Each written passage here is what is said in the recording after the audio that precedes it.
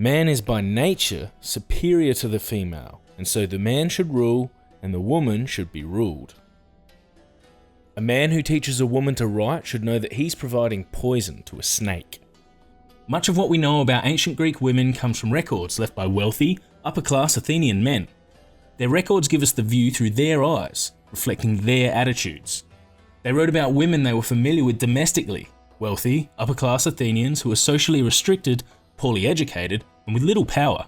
They wrote about the women they were familiar with socially, like the numerous prostitutes and entertainers of Athens. They also wrote about the women they found strange, like the confident, capable, and even promiscuous women of Sparta.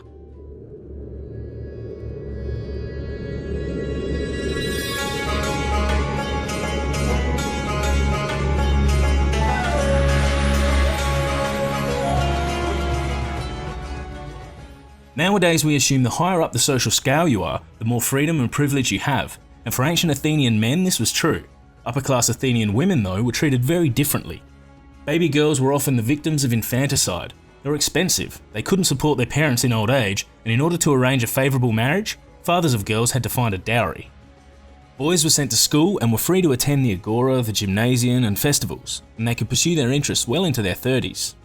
Girls were largely uneducated, restricted to the house, and were only allowed out in the company of a male relative, often while wearing a veil. At the onset of puberty, girls were married off to men who were often 3 or more times their age.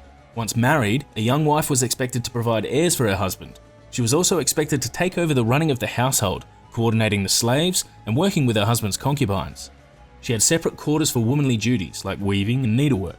The husband had separate quarters for manly activities, like holding symposia, the drinking parties where he would drink with his friends, entertain flute girls and dancers, and sleep with whomever he wanted. Athenian women could technically own property, but had little control over it because they were banned from buying or selling anything worth more than a bushel of wheat. They were technically able to divorce their husbands too, but this wasn't really a step towards freedom. It was simply a return of the woman and her dowry to the guardianship of a male family member.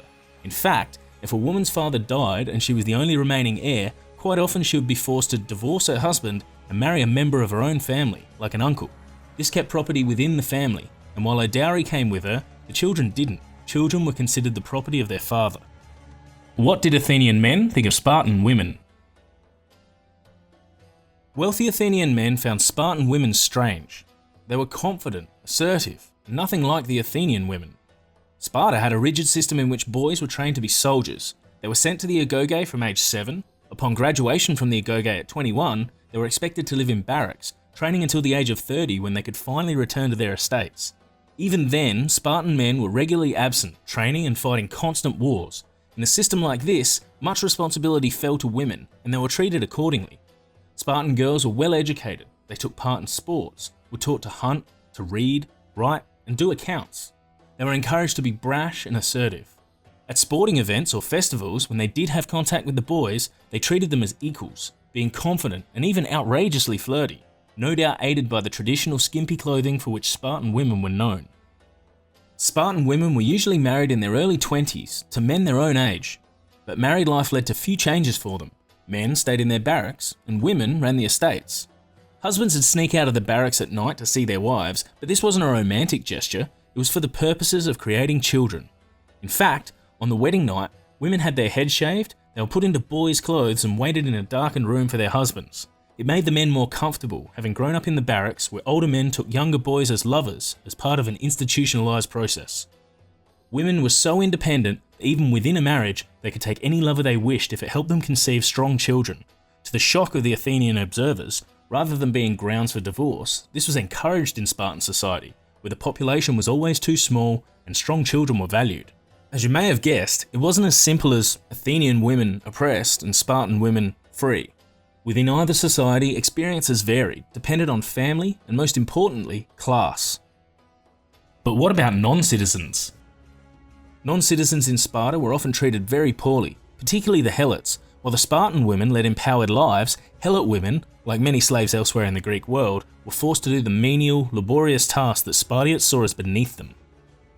In Athens, class made a big difference too. While upper-class women were restricted by social conventions, and slaves were restricted in just about every aspect of life, non-citizens, or medics, had a much greater degree of freedom.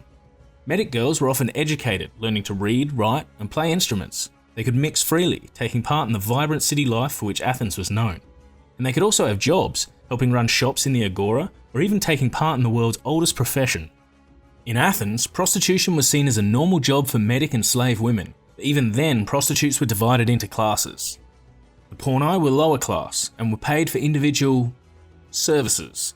Porni were often poorer medics and slaves, with little pay and even less respect. The hetairai were the higher class, known for being beautiful and quick-witted, amongst other skills. Their company was sought after, and would often entertain wealthy men at symposia. They could command high prices, build fame and wealth, and often lived in luxury. Even as a hetairai aged and her income fell, she could negotiate a place as a concubine or mistress with a wealthy Athenian man. She could live in his house with his wife and slaves, and even bear his children. For younger porni and hetairai though, a key tool was silphion, a plant from Cyrene in northern Africa. Women from all over the Greek world probably used it as a contraceptive, keeping them from getting pregnant, which in this line of work could be disastrous. Even though upper-class Athenian women were often oppressed, some women were able to exert considerable influence through religion.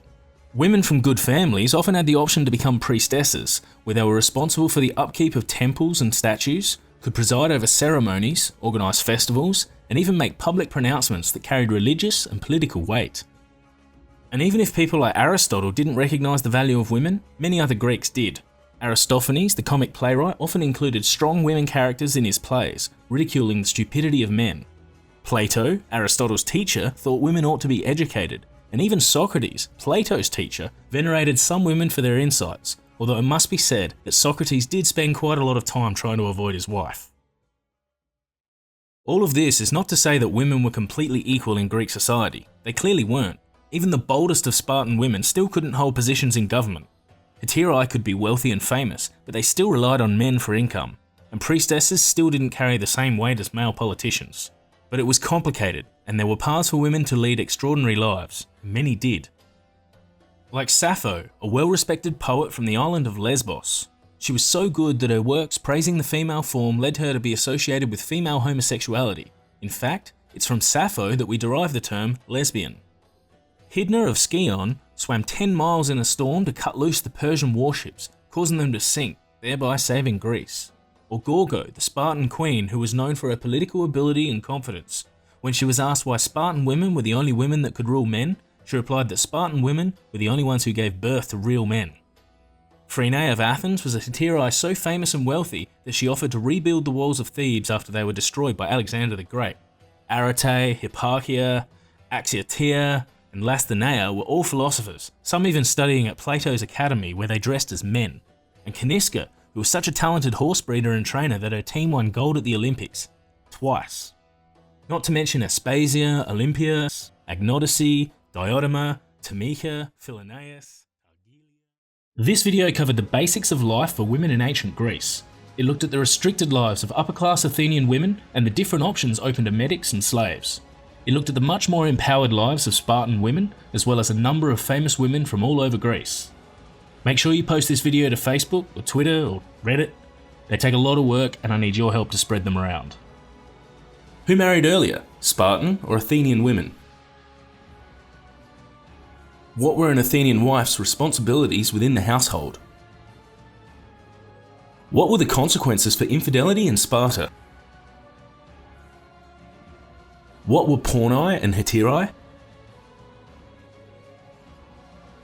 How could a priestess exert influence in Athens? Name one famous Greek woman and why she's famous.